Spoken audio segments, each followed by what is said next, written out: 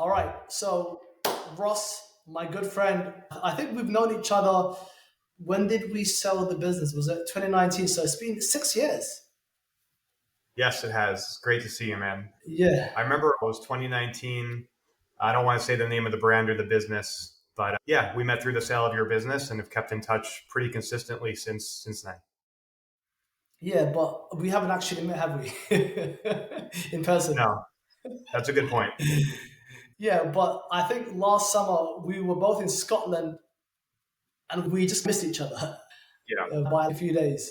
Scotland, of all places, right? Yeah, I think what you were at a conference. No, I was in Yes. London for a few Yeah. days and then I went to Scotland for a meetup with the company I Yeah. was Yeah. working for. Yeah, sure. We'll talk all about selling businesses, all the great things that you're doing. But I just want to go back to what we were talking about offline because I think what you were saying is that you went really hard in traveling and networking and conferences, and you haven't really established any roots back home. And you were praising me for doing that. And while you were talking, I'm like, you know what? There's always a trade-off because I over-index in the family stuff and I still got married at 22 and blah blah. But I've missed out on all the traveling stuff. And you ticked off all these things off your bucket list. My bucket list is pretty long still. So I don't think there's ever one kind of concrete solution. There's always going to be a trade-off, but you have to decide what trade-offs you want to make, right? Yeah, 100%. And it's tough. The grass is always greener on the other side. So when you're settled in and not traveling so much and going to conferences and networking, you feel like you're missing out. And then when you're out on the road, you feel like you're missing out on what could be at home. But yeah, I spent pretty much, the past 10-ish years traveling, and I would come back to visit family for a short amount of time, but it was mostly on the road, checking off things on the bucket list, trying to experience new places, see new things. But a lot of it was also centered around business and going to conferences and going to meetups and things like that. And it was great. But yeah, as you were saying, I felt like I was missing some of the community and things to keep me grounded back at home. And since November, so for the last 5 months or so, I've been back in Florida trying to still focus on business, of course, but be in one spot and not always be bouncing around to the next conference or cool place and yeah, dig In into Thailand family somewhere. relationships and community and all those good things. Yeah, yeah. Tell me how this feels though. Do you feel more grounded now? Is there still a bit of FOMO when you can't go to these conferences?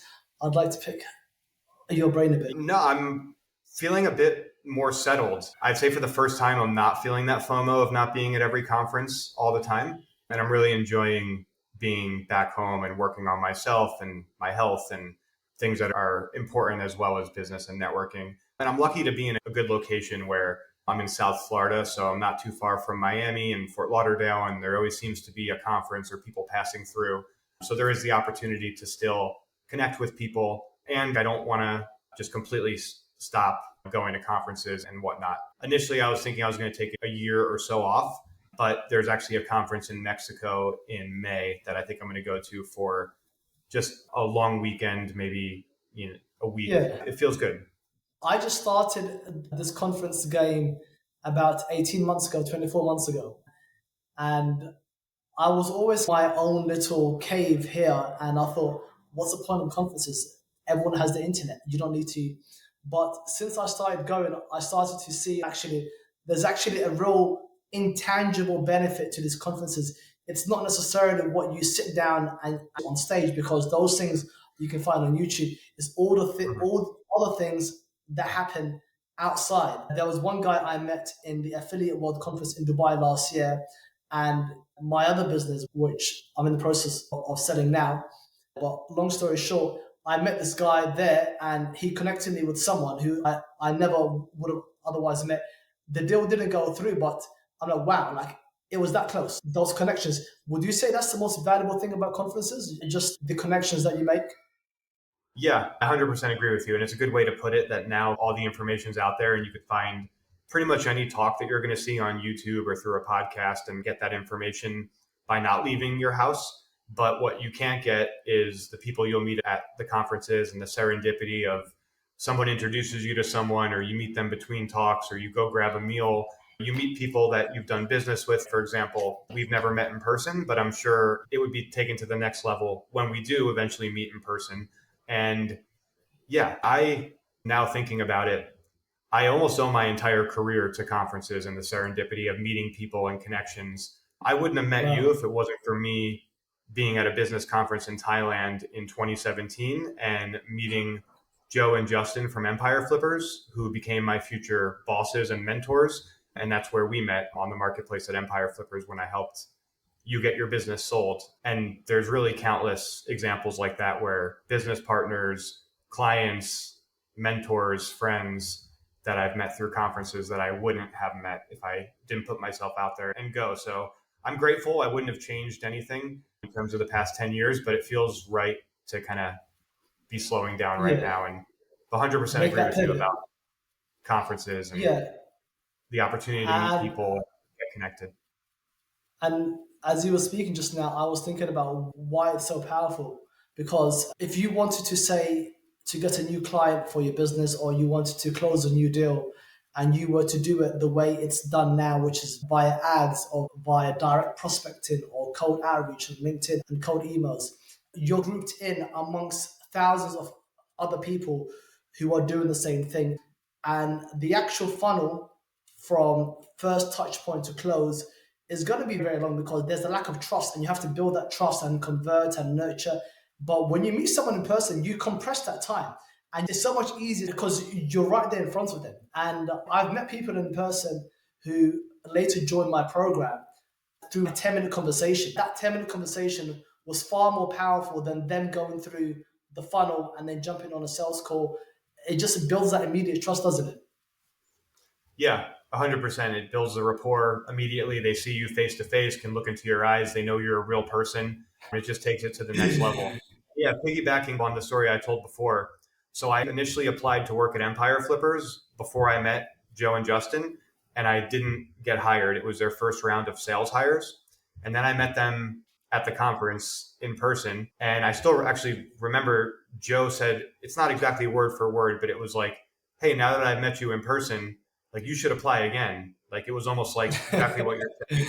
Before I was just some person that sent the application and did a Zoom meeting with him, or a Skype meeting at the time in 2019 or 2018. And then we met in person, and I actually wasn't planning on going to work for Empire Flippers. I saw that they had their second round of hires for salespeople online, and they were advertising to get people to apply for it. But I already considered that as not being an option. I was trying to make it on my own as an entrepreneur. And then when I met Joe and Justin, Joe told me that line and encouraged me to apply. And yeah, the rest is history. Obviously, I ended up applying, and I think it changed a lot in terms of my career, and I'm very grateful Yeah, for it. sure. Yeah, just one last question on conferences for my own benefit, because the first conference I went to, I was super awkward. I forgot how to talk to people. And then I began to put myself more out there. But you do need to put yourself on the line and network. And I've always been a terrible networker, but I'm getting better and better at it. Do you have any tips and tricks of being in the game in the last 10 years? It's a good question. I've been there as well, where I've gone to a conference and I'm just not in the right space or whatever it may be, and you don't talk to enough people. You can beat yourself up about not getting the most out of the conference. But I would say don't put too much pressure on yourself at a conference, and be open to the serendipity. If someone invites you to join them for a drink or for dinner, I would say go for it, because you never know who you're going to meet. At the end of the day, a lot of the times we overthink going up to approach someone and have a conversation, where if you're on the receiving end of it, you're welcoming that. And that's the reason why you're at the conference as well, for meeting people. And I don't know if you've been at a conference before where someone's come up to you and maybe recognized your work or thanked you, or maybe you've worked with them online or they've consumed Yeah. your content. And I think anytime I've been nervous to approach someone, that goes away really quickly, because they're normally very gracious and happy. And I'm sure it's a boost of their ego as well if someone comes up and says, hey, I'm a fan, and tries to Yeah, develop yeah. rapport and bring it to the next level. So I would say, yeah, don't put too much pressure on yourself. Go for it if there's someone you really want to talk to. And I've always naturally, I feel like, been able to find the level of connection with people, whether it's location or business. So I've been a bit lucky in that regard. But yeah, I would just say go for it. Try to not just soak up the talks, but some of the things that happen in the hallways or in lunch areas or networking opportunities, I think are where a lot of the magic is made. Yeah, that's some golden advice. I think the last conference I went to, I was beating myself up because I thought I could have done more. And then I remember telling myself, Jamal, you ain't leaving this place until you make one solid connection. So I basically just roamed the place and I found someone with a kind of friendly face. And I was able to tick that box. And we Yeah, had a really good, yeah, go on. yeah. No, I was gonna say it just takes one connection too to make or break a whole conference. Yeah, sure. All right, now you are I don't know anyone else who has as much, just so much wealth of experience in the brokerage space. How many deals or what kind of revenue size of deals have you brokered in the last, say, 10 years or so? Because I'm pretty sure it's a staggering number. Yeah, the volume is a lot, but in terms of the total deal size, yeah, I think the largest deal I've been a part of was just under $4 million in sale price. So I haven't done extremely large deals, but I've done a lot of smaller deals. And again, it's all relative on deal size. But when I started at Empire Flippers, they had businesses on the marketplace anywhere from 15, $20,000 up to 1, 2 million, 3 million. The vast majority of my experience has been in six figure, call it 100K to $1 million deals, and all sorts of online business deals, whether they're e-commerce businesses like in the field you play in, or software SaaS businesses, or content sites that are advertising or affiliate marketing. But yeah, it's a pretty big range in terms of the Yeah, deals that I've been a part of as a broker. And then for myself on the buy side, I've done deals that are sub 100K for my personal portfolio. I feel like my sweet spot is that lower end market where I really understand it and I can add the most value. But it's, yeah, I would say a range from these days, I would say 20K to $5 million is where I play.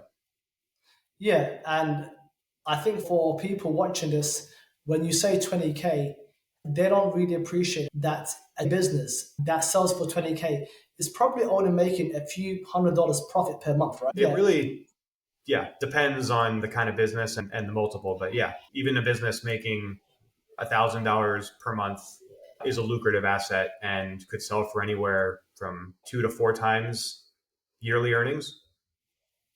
Yeah. And I think one of the things that gets people they're quite surprised about is obviously the ability to sell.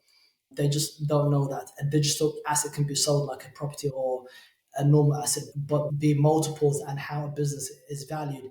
A lot has changed since we sold that first brand in 2019 in terms of the players in the field, the multiples, just so many things. You can almost argue it's a totally different landscape right now. What would you say are some of the biggest, most salient differences in the last maybe 5, 6 years? Yeah, it changes rather quickly. And in terms of your business, I think that was really the start of the market getting pretty hot for e-commerce, for Amazon FBA, and a lot of players coming into the space with a lot of cash to spend.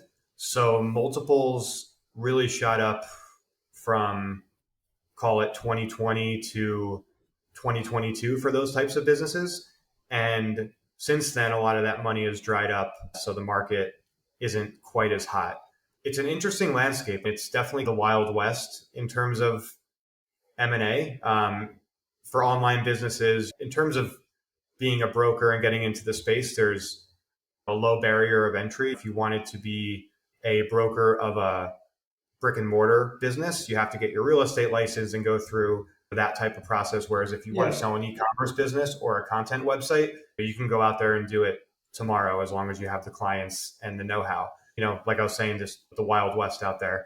And a lot of these businesses are dependent on one channel. So a lot of them, like when we were selling a lot of Amazon FBA businesses, they're selling predominantly on Amazon. A lot of the content websites that I've worked on or helped people buy or sell are dependent on Google organic search, which is becoming more risky over time. So the landscapes change rather quickly. I think what's consistent and becoming more popular in terms of buyer demand is recurring revenue, owning the data of the customer, and being less tied to just organic Google search or just Amazon, because there's a lot of risk that lies with that. For example, Google algorithm updates or the shift to AI and using ChatGPT is a big risk for content websites.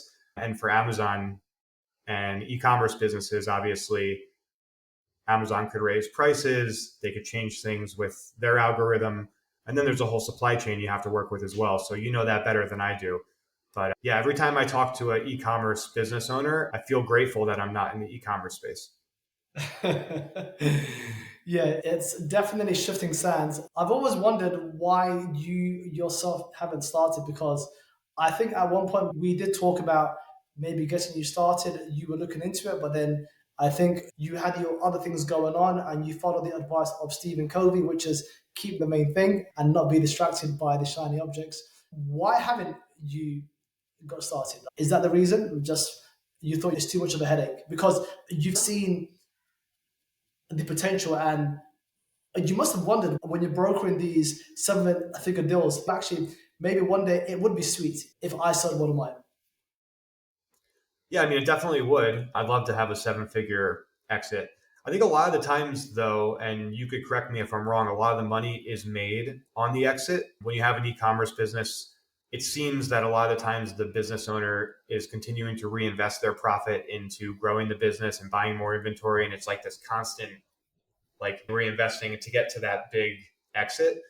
And I've always been attracted by the profit margins of content websites. It's what I found most interesting as well. And what I also felt most comfortable in terms of doing due diligence and making a deal for myself. I've thought about it, especially thinking about maybe leveraging some traffic I have from one of my content sites to then launch a physical product or e-commerce business off of that. But yeah, I don't really have a good answer to why I haven't started my own e-commerce business. I think it seems a bit trickier. It's a bit more capital intensive.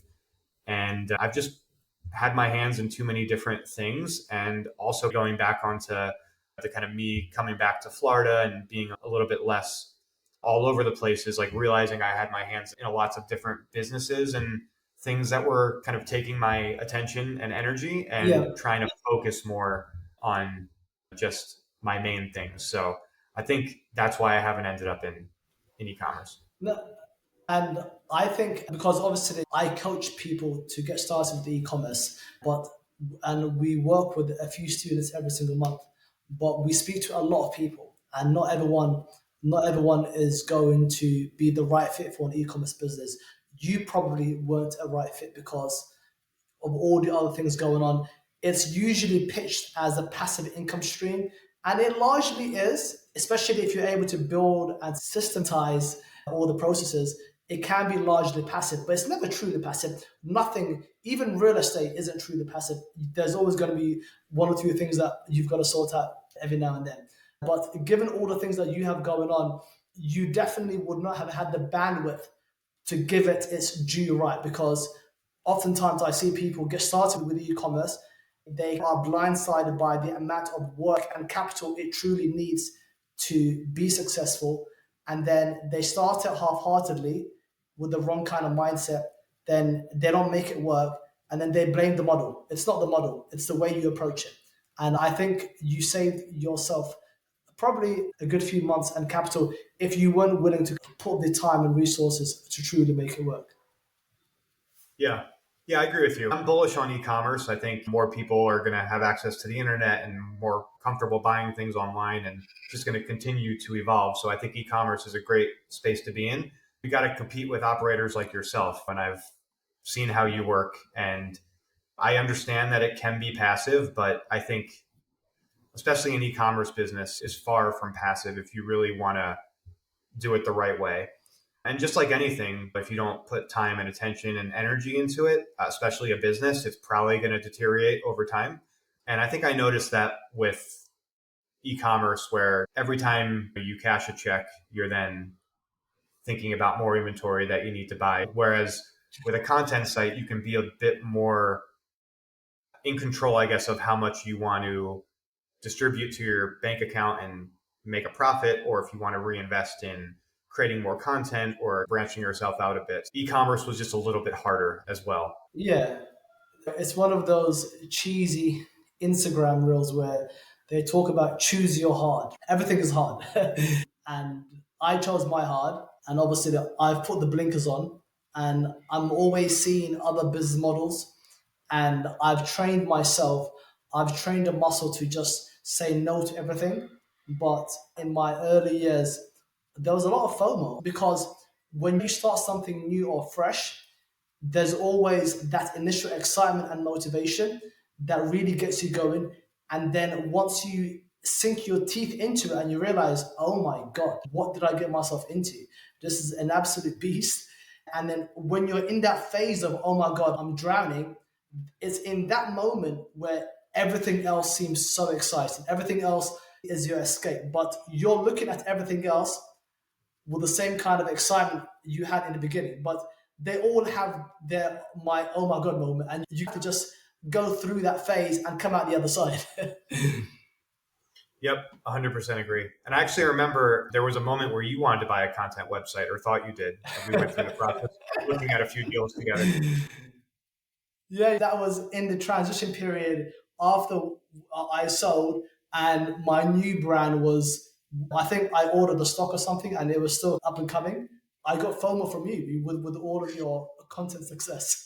I thought, you know what? I think we had a few good conversations, but we weren't able to find a good site. I think it was a combo of kind of what you described before with like opportunity, shiny object syndrome, seeing there being opportunity and success from a peer and not finding the perfect deal. I think maybe if we found the perfect website to buy, things would have been different. But I don't know. I don't remember exactly how much time we searched and exactly the process there. But for you, your bread and butter is e-commerce and like course creation and service-based businesses, and you're awesome at it. So I would stick there. And even if like now in hindsight, if we were to buy a content site or you were to buy a content site, I think it would make the most sense for that to be something where you even see opportunity to grow it via e-commerce, or there's already some synergy with an existing business that you have where you could drive traffic from the content site to your e-commerce business and leverage it in that way. Yeah, I think you're on the right path, and it's easy for all of us to get distracted and get the shiny object syndrome. 100%, and I appreciate your kind words, man. And yeah, I look at people who have all these other businesses, like Elon Musk, who has SpaceX, and also with Amazon. I've read both of them. Have you read the Everything Store and then the follow-up book by Brad Stone, where he does a deep dive into the Amazon history? I have not, but sounds very interesting. Yeah, no, yeah, it's basically just fascinating. But what Jeff Bezos does is, do you know how they have a music department? They've got Amazon Music and they've got Audible and they've got. He's not managing, and obviously, I'm using a very extreme example of some of the biggest guys in business, but there's a lot to learn from them, and that is.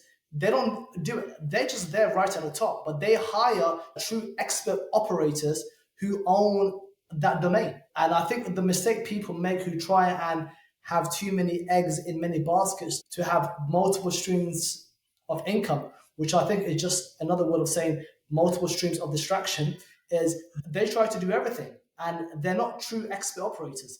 I know my domain. If I were to say to get a content site, the right thing for me to do is hand it over to you or someone else who knows far more than me. But I think people try to say, I own all of these, and they try to work in the business of all of them, which I think is a huge mistake.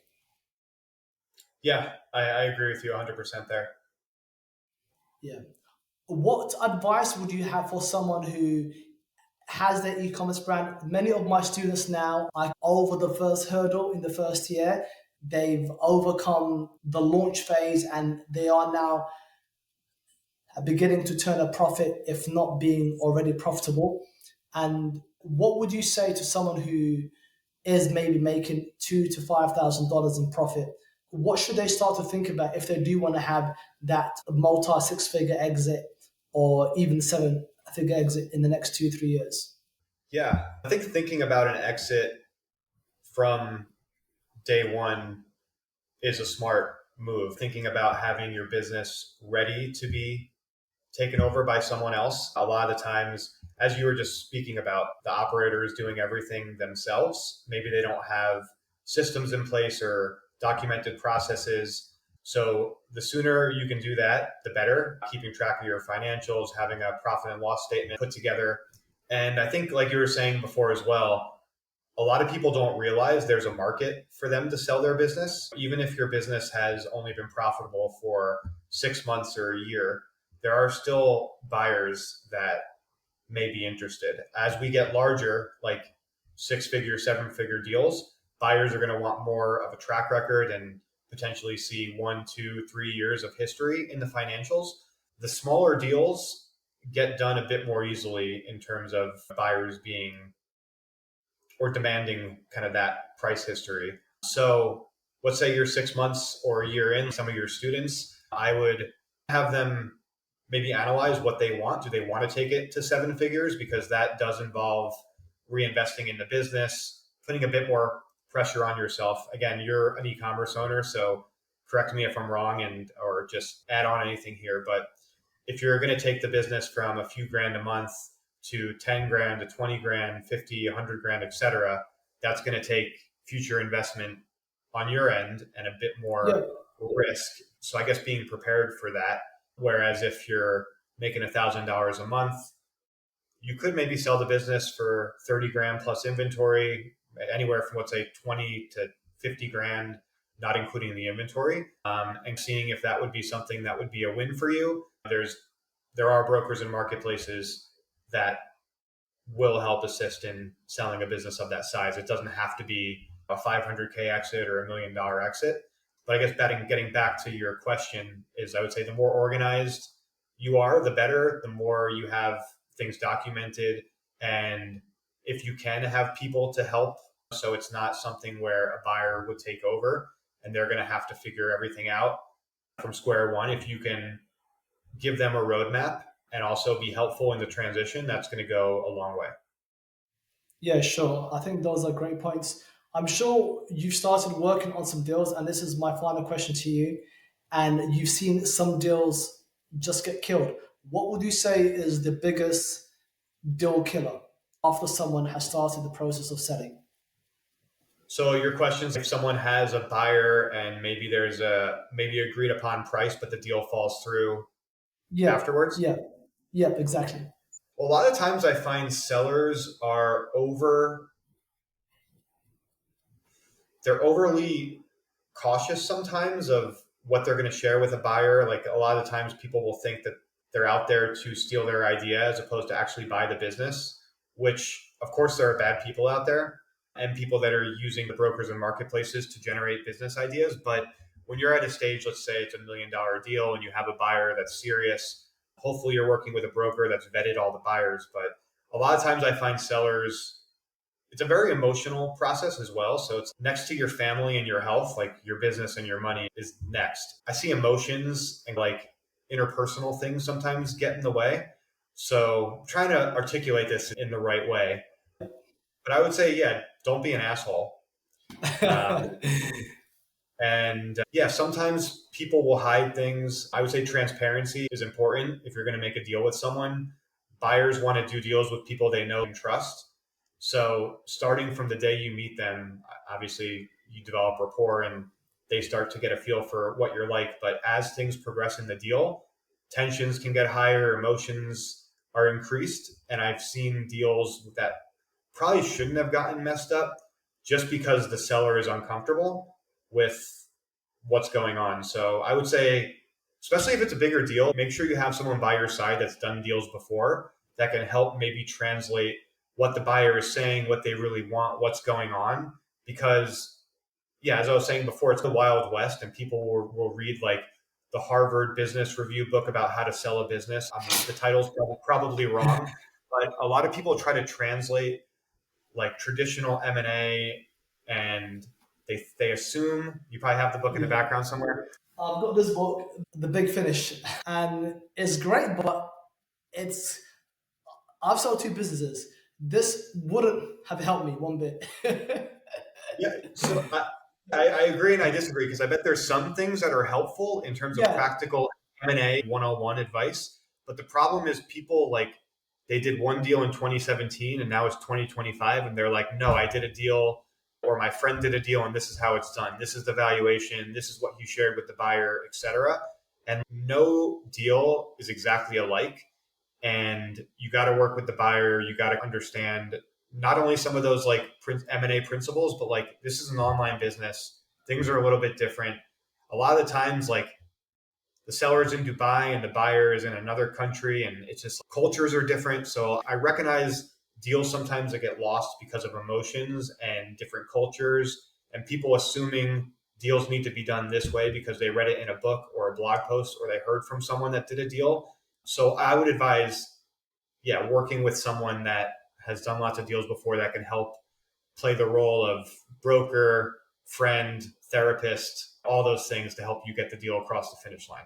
I'm kidding a little bit in terms of the therapist type thing, but I've just recognized when you work with someone, it's like highs and lows and managing and helping that person cut through the yeah. noise When is I'm super. dude, because this I totally forgot about my own experience, and I asked that question just because I wanted people to benefit from the answer. But as you were speaking, I'm like, hold on, I had my deal. Remember, almost got killed numerous times.